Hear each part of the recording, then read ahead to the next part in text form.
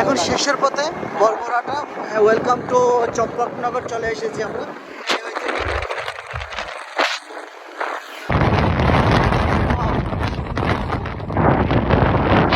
আমরা কিন্তু ব্লগটা করছি আমি এবং খুব রিক্সের মধ্যে করলাম। দেখুন আমাদের এখানে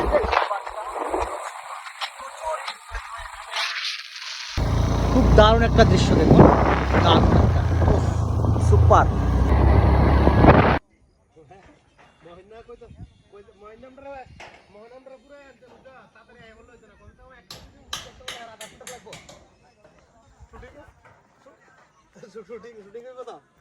শুটিং করবো তো, শুটিং এর সবকিছু রেডি আছে। আমি কিছু আমার সামনে তো